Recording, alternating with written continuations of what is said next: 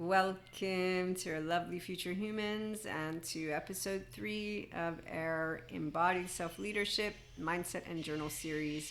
So if you're new, we have another 2 episodes that precede this one. Nervous system steadiness during uncertainty, that came out, I believe it was about Friday, and that gives you the information about how to navigate your lovely nervous system. So we all are practicing noticing our activated state. So we are not our activated state. We are not, the first episode, emotional activation with identity distortion. So we actively will have emotional activation without the identity distortion. So our effective realism, strong emotions. We understand when they come up because we're aware, accountable, and regulating, because we know how to stay steady in our nervous system when uncertainty arises. And so episode 3, we maintain relational integrity under pressure.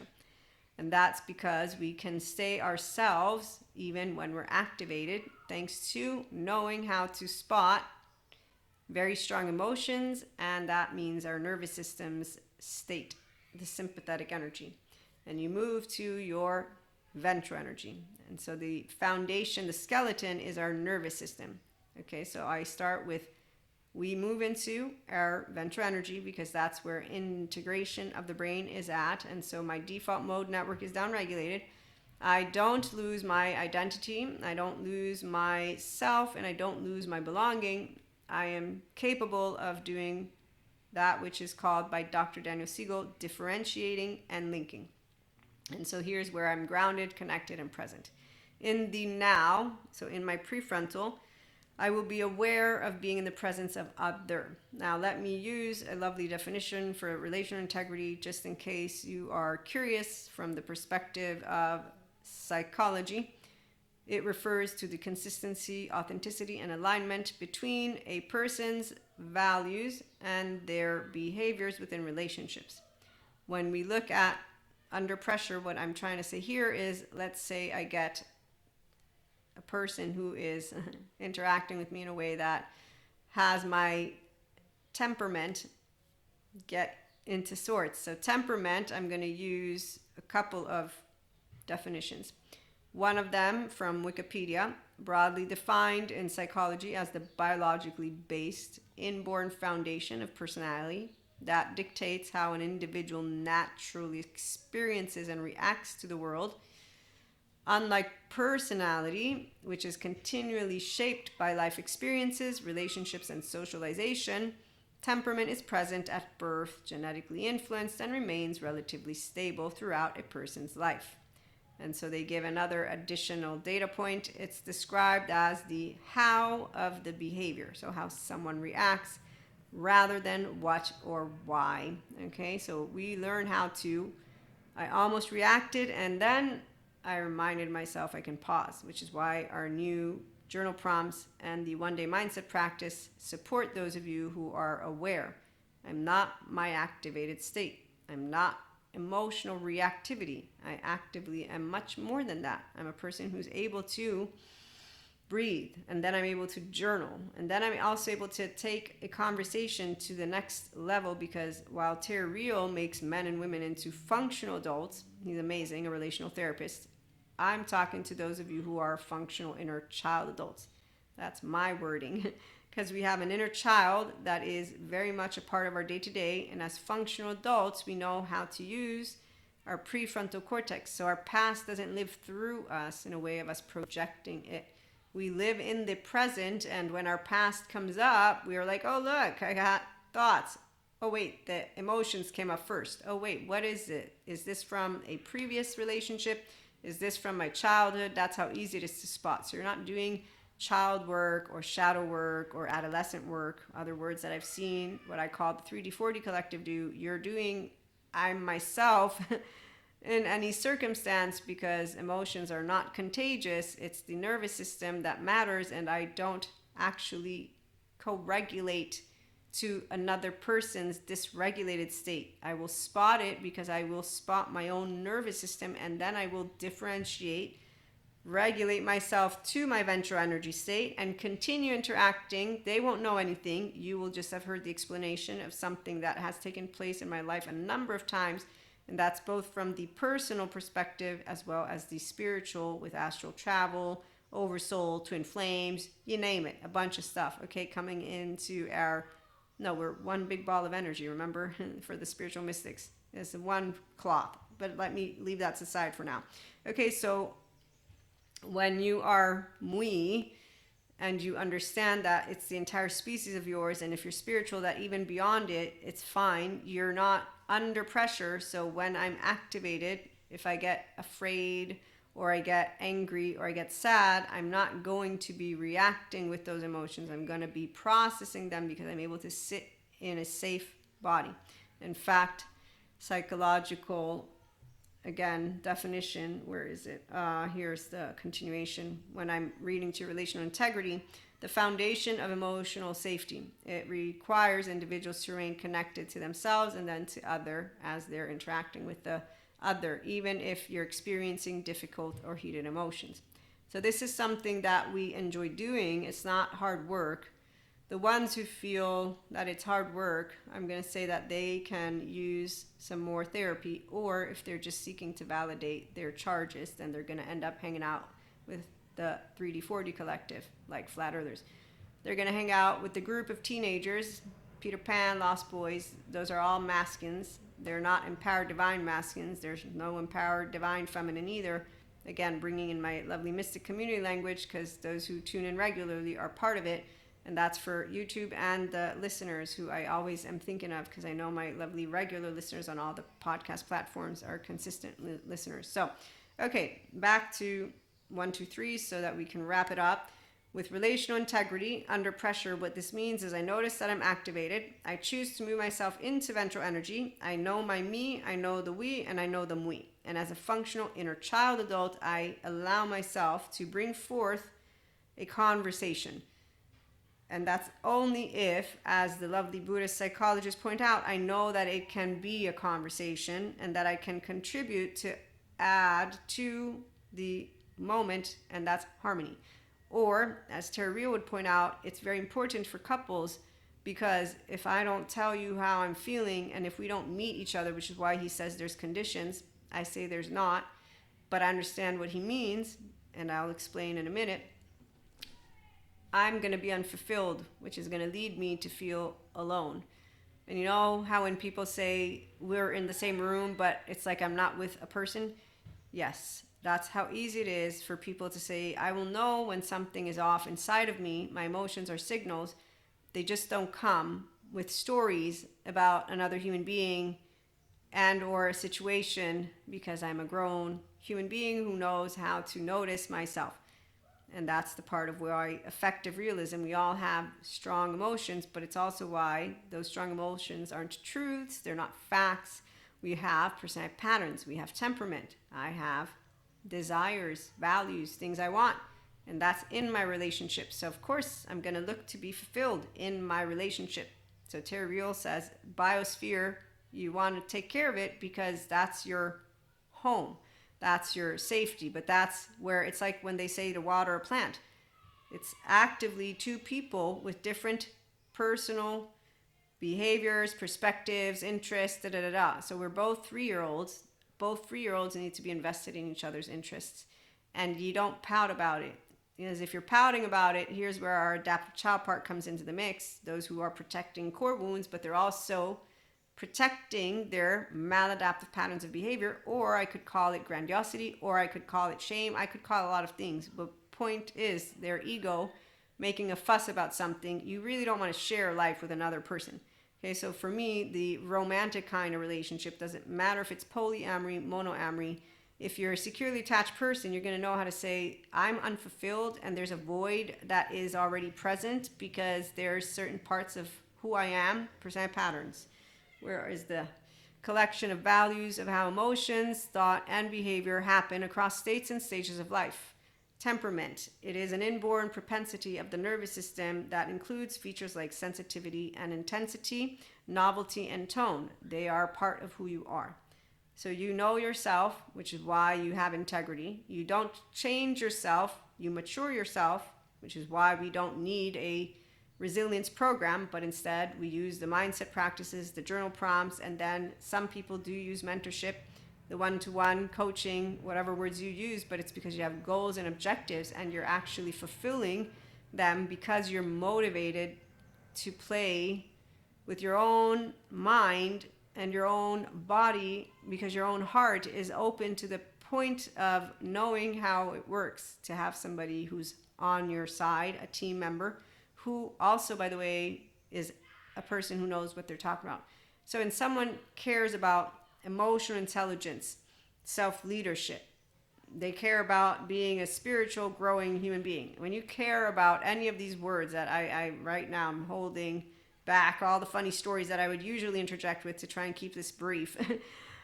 When you care about what you're doing, this is integrity. It's I will not be a person who's investing half-assed in anything. Okay, we all have a 3-year-old. That's why I mentioned the temperament. I'm a 3-year-old who said, you can't spank me. It's in my body. And I went to make my suitcase after being spanked. Biological father, I'm still 3 here. He calls me the wrong name. I wait 3 times. I'm Maria. This is my temperament. And my temperament is still here. Okay, so under pressure, my temperament since I was a little kid is and I have a twin. So that's where my perfect environment comes from. And I don't suppress. Okay, so when you do say that you want to share life with someone, those who do say that, I'm always someone who says, we'll find out. Because as Terrio points out, you want to protect your biosphere, but Terrio is a relational therapist. And he works with men who care about their wives' emotions. Excuse me. The wives drag them there. Terrio, he will consistently, I'm looking for a word that's not coming to my mouth, but he will have consistently mentioned how he has men who are being dragged by women because women today are wanting more of the emotional investment, and the men who are raised from the patriarchal system and a bunch of other words, he says it better. I don't agree with gender stereotypes, but understand what he's organizing, and then I understand how if it is men who need to be taught by a man how to love, well, great, at least we have those who will do it. You know what I mean? So it's actually funny, excuse me, to me, it's not about genders because love is about emotions.